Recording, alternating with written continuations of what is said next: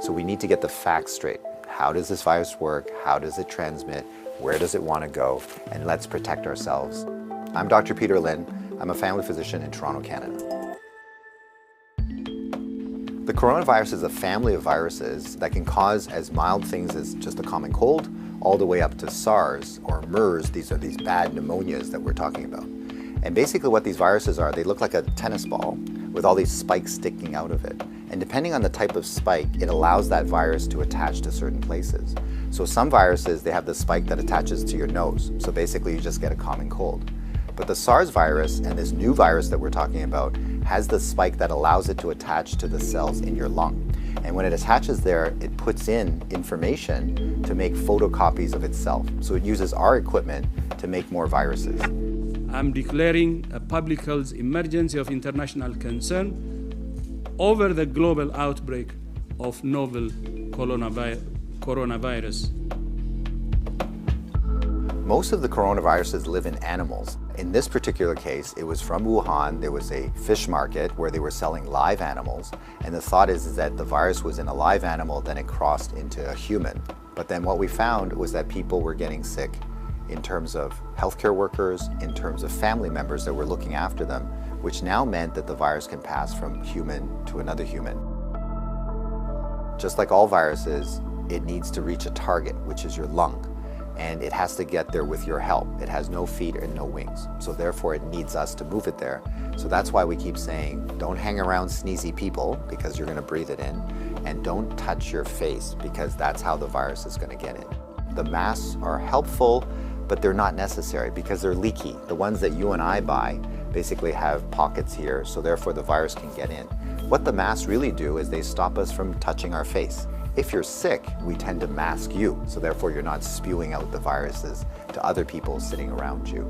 The true people that have the real masks are the N95. Those are sealed. These are for the doctors that may be caring for the patients. So in the beginning, the coronavirus will cause kind of like flu-like symptoms or a cold. So people just get the stuffy nose, that kind of thing.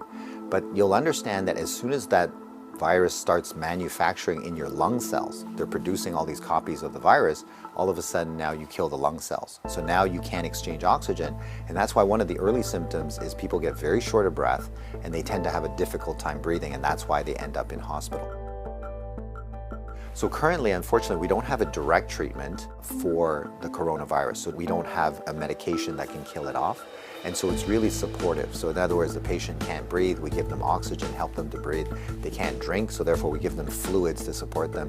Their kidneys begin to shut down, we help them with all those things. So it's a very supportive process.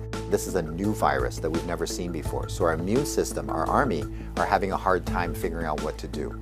So usually what we have to do is we make something called antibodies. So these are things that can grab onto the spikes that we see on the virus, and it will get rid of the virus for you, and that will actually bring you back to good health. So therefore the elderly may have a worse outcome, and of course the young children. So the babies, their immune system is not so good either, so they may not make those antibodies as well. So just remember, your hands may be with virus. Virus cannot hurt you because it can't get through the skin, but the moment I do this, now I've brought the virus right to where it wants to go. So let's remember not to touch our hands to our face. So let's say you think that you might have been on a plane or you might have bumped into somebody that has it. What should you do? So the first thing is to contact a healthcare worker to tell them that potentially you have it. If you're feeling symptoms and you're going to go into a facility, call ahead. Okay, so whether you're calling the paramedics or whether you're calling the hospital or your doctor, just mention that you were on a flight. If you don't have any symptoms, then what we do is a little bit of a self-quarantine. In other words, we can just keep you away from other people, and so you don't go into parties, don't go with your friends, don't go into public transportation. So we can contain it very easily by making sure that you do a self-confinement, so to speak, for the, let's say, 7 to 14 days is the longest incubation time. So after that, if you're feeling well, then you don't have anything to worry about. If we get the facts right, then we don't have to be overly worried, but we do the right things so that we don't get the virus ourselves and that we don't pass it on to others. And if we look after each other in this way, this virus will have nowhere to go. It needs us to move it, it needs us to make copies for it, and if we don't help it, then the virus will stop. So we have the power to do that right now.